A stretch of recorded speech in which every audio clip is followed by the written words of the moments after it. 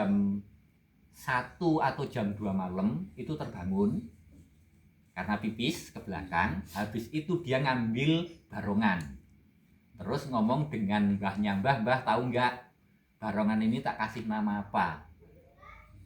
Ketika kita tanggapi dikasih nama Banteng Suro Ireng, biasanya kan seperti itu. Dari celetukan itu akhirnya terpikirlah oleh beberapa teman-teman yang pada waktu itu kumpul, itu kita nama pakai Banteng Suro, itu yang kita pakai, sehingga lahirlah paguyuban Banteng Suro di Kabupaten Pringsewu. Dan itu di tahun 2023. Kalau bulan tahun Masehinya itu di bulan Juli. Kalau tanggalnya saya sudah tidak begitu ingat apakah itu tanggal 3 atau tanggal 9 Juli. Tetapi kalau tahun Hijriahnya atau tahun Jawanya itu tepat di tanggal 1 Suro. Itu 3 Eng.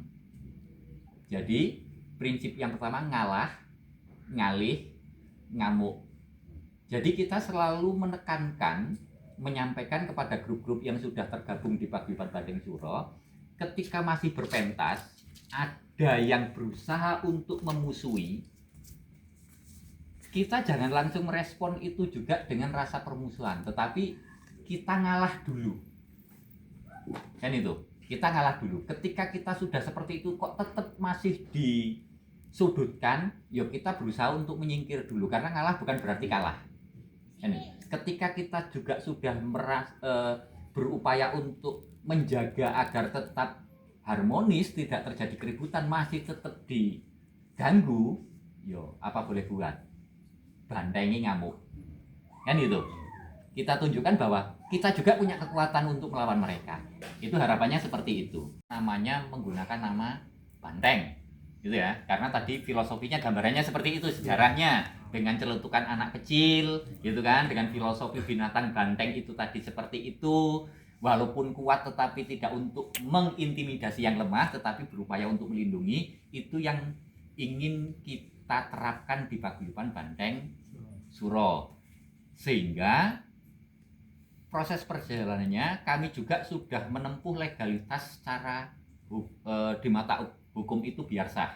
Jadi kami juga sudah punya akte notaris, dan itu juga tercatat di Kemenkumham, berarti di pusat juga nama Paguyuban Banteng Suro itu sudah tercatat, dan ini tinggal proses memasukkan di Kesbangpol tingkat kabupaten. Ini masih dalam proses, dan ke depan ini juga akan kami tidak lanjuti dengan kita akan mengadakan audiensi dengan pihak Polres Pringsewu. Setelah audiensi dengan pihak Polres Pringsewu nanti terlaksana, selanjutnya akan kita agendakan itu audiensi dengan puspika setempat di masing-masing kecamatan.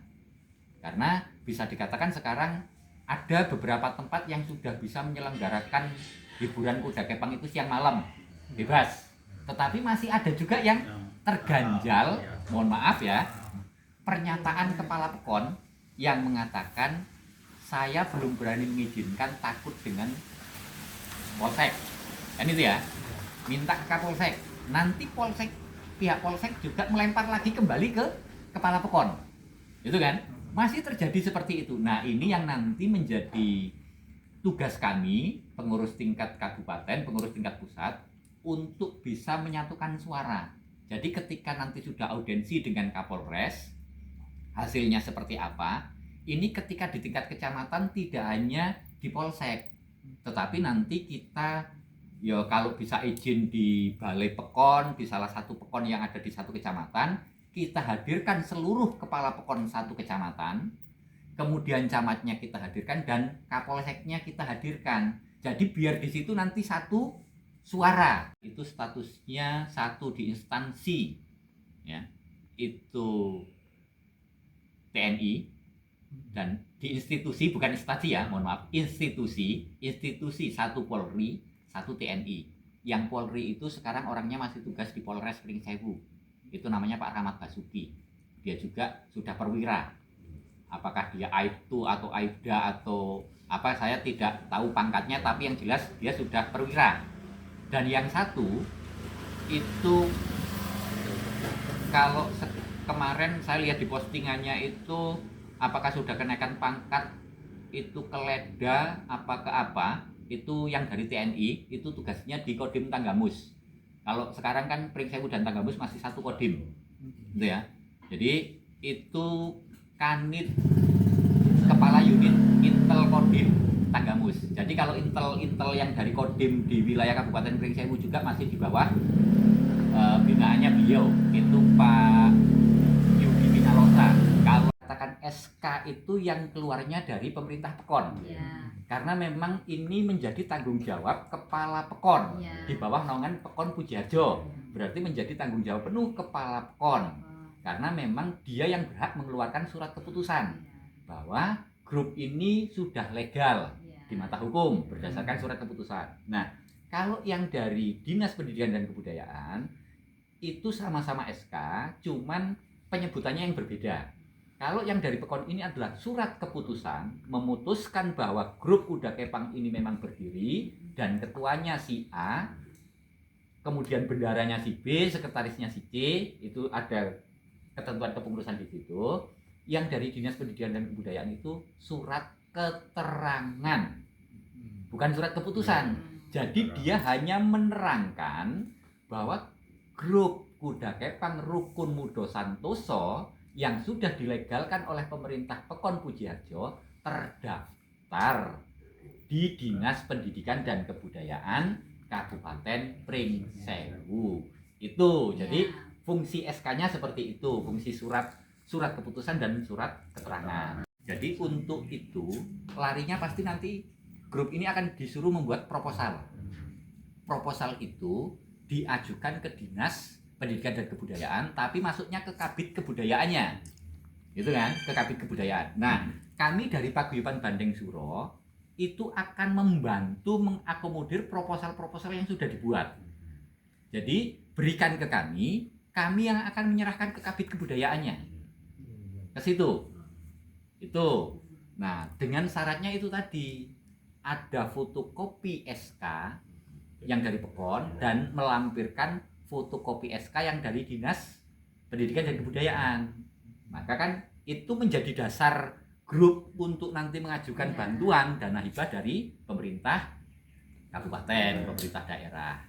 Seperti itu.